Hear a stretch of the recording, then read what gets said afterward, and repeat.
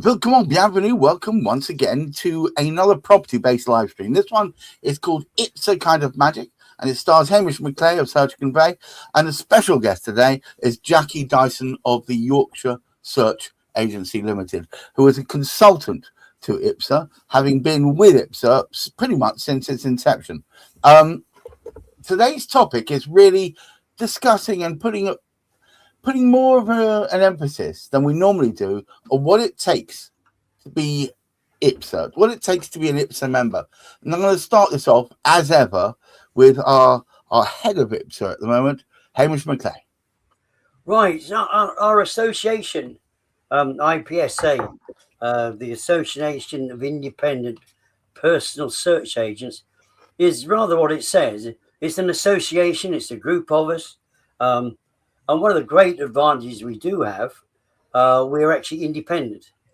And as a consequence of our independence, it does give us the opportunity to share with our clients data from whichever source they choose.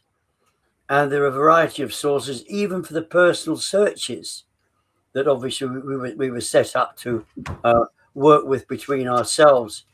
Now, there was a voluntary group initially, and they didn't. I don't know how long it was that Jackie can perhaps tell us that Jackie was working with other colleagues, totally on their own, without any association, effectively, in the terms of anything sort of official, because they had been working together as a group, independently, just sharing the fact that one would go to one council, one would go to the other, and it was very, very easy just to maintain.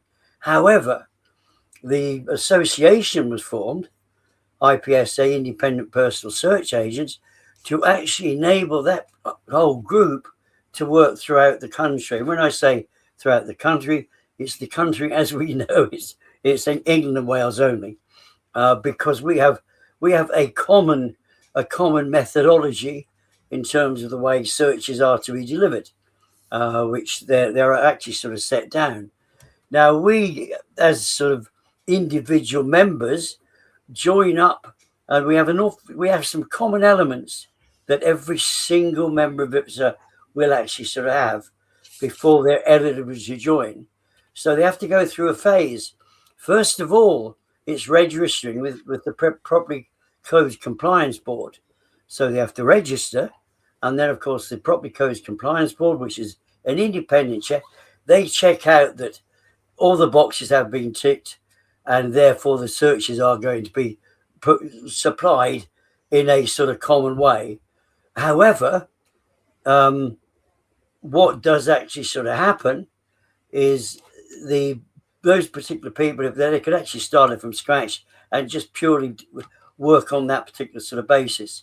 However, what we do, if somebody wishes to become an Ipsa member, they have to have gone through that original registration with the Property Codes Compliance Board, followed by going through the portcullis of membership of Ipsa, which includes the presence of Jackie, and we'll speak about that on another occasion in the short term, because we'll get Heather along with us as well. We can actually sort of speak about the particular process it stands, but just to make some others know.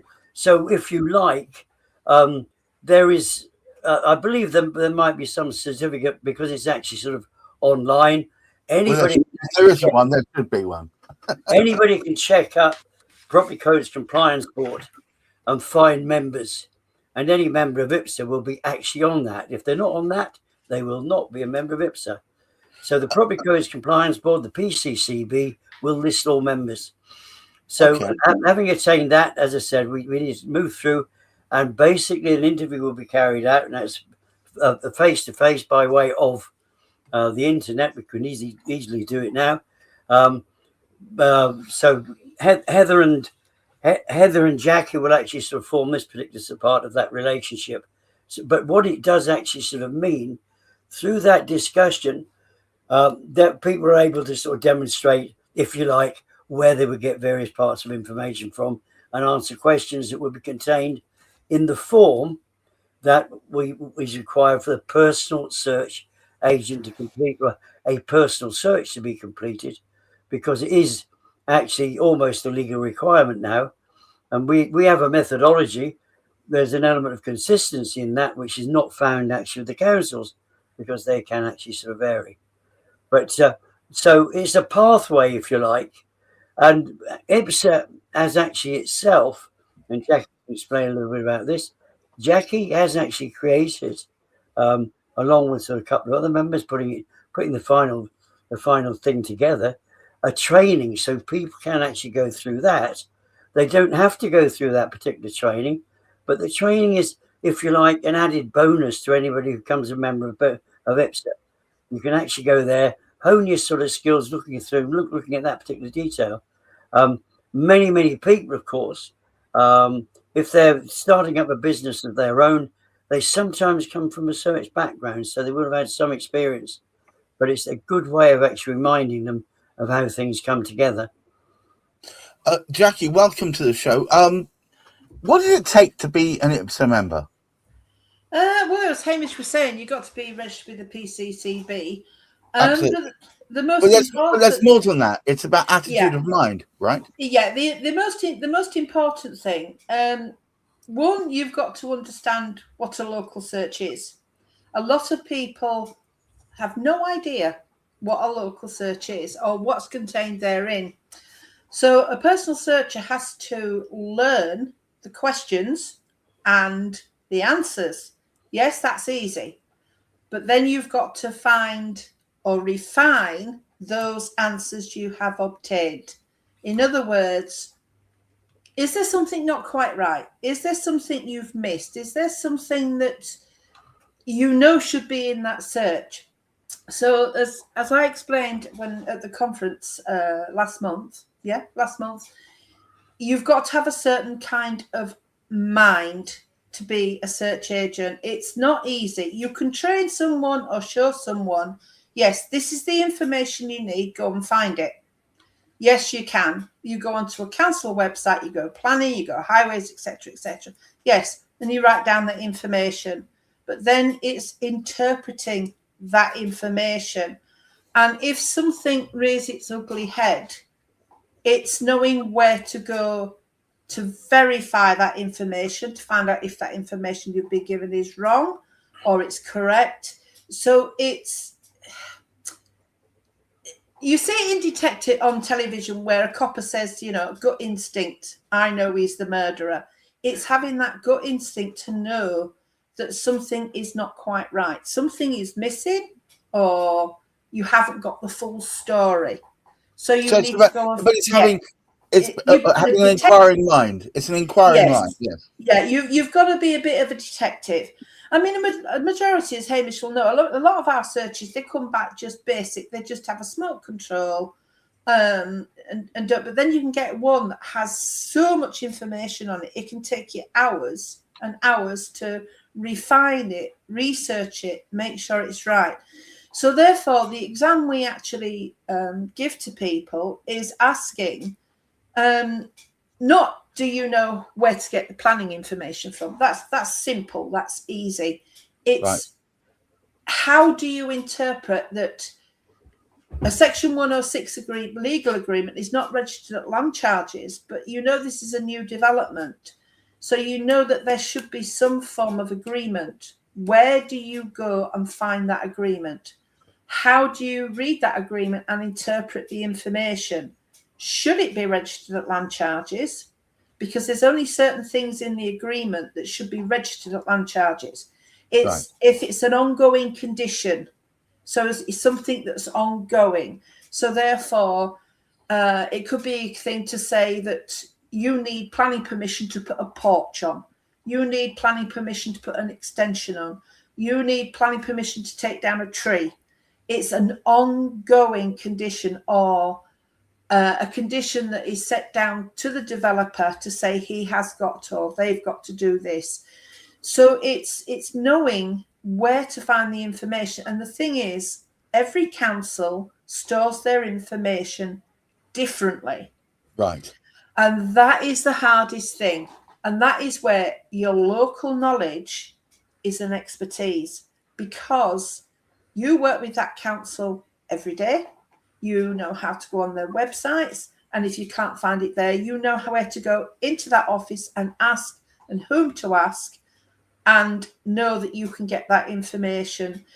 So it's like anything, any job you learn to do, it's experience. As Hamish says, some people, I came from a land charges planning background, so I knew that. Some people come in and thinking this is going to be easy. No, it's not. It is a very complicated process that you are filling out a very important legal document, and it is a legal document that is required by law. So therefore, it has got to be accurate. Otherwise, you're in trouble. Quite right. But a lot of it, although it's experience, it requires you to think, well, I can see the base information in front of me. Let's look behind that information. Yes, that's what it is. It's looking behind that information. And not just being satisfied with the broad basic information, but trying to dig into it and find out whether or not, yes, you're being misled by the information that's it. Because you'll look at something, because as I said, local knowledge is part of your expertise. Because I will look at something years when I was working, as I've retired, but I would look something in Calderdale, which is where I was trained. I know it backwards. Or I did, obviously, after 18 months out, you lose that. But I'd look at something and think, well, surely that property should be in a conservation area. Right. And you look, and somebody's misdrawn it on something, or somebody's mapped it wrong. And you think, right, okay, or you pick up something that is a listed building. Now, listed buildings are very, very restricted in what they can and can't do. Majority of what you do to a listed building requires listed building consent or planning. So if you've picked up, this is a grade 1 listed, grade 2 listed building, but there's a fencer certificate where they've had double glazing put in. Therefore, if there's double glazing being put in recently, where's the listed building consent? Right. They need that consent to put that double glazing in. Right. So therefore, you start to dig. Have I missed something? So you dig and dig and dig, and you can't find it. So therefore, when you send the search back, you flag it to your solicitor. There's a fencer certificate for 2024 for all the windows to be replaced, but there is no listed building consent for those windows to be put in. Therefore, a lot of people don't realise that is a crime. That is criminal damage to a listed building. And therefore, the person who's buying it, if they take it on, even though it was done before they took it on, they could be liable to prosecution for it. So it's those silly little things that you try and dig and dig and dig, and then eventually you just say, cannot find any permission for it. This needs looking into. So it's those silly little things that you pick up with experience, with knowledge, and some people can pick it up just like that. Other people never pick it up, or it takes a long time. But it's attitude of mind, isn't it? So, Hamish, I mean, not everybody is suitable for doing this kind of role. I think they must have as Jackie so poignantly said, they must have that investigative bent to them that wants to not just accept what they're given on face value. Oh, absolutely, absolutely. Because what we want to be able to do is, rather than make extra work for solicitors by putting down information that hasn't been refined, information that is not required because it doesn't apply directly to their property, but also, as Jackie just sort of indicated there, if anything is missing. Because sometimes, very often what we would do, and Jackie would do this as well, the first thing Jackie would do is phone up Calderdale saying, do you have any planning permission there? Because Jackie would know who to speak to, as would we.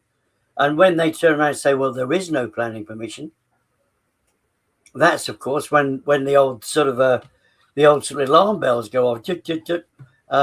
So we can actually pass it to, because that's what we want to be able to do for our solicitors, give them a helping hand.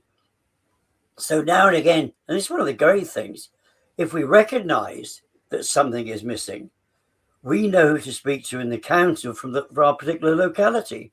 And because we are dealing with independent sort of personal, these personal search agents that we're using are the ones from their locality. They know who to speak to. They know the bits that are missing. They know who to speak to about the bits that are missing.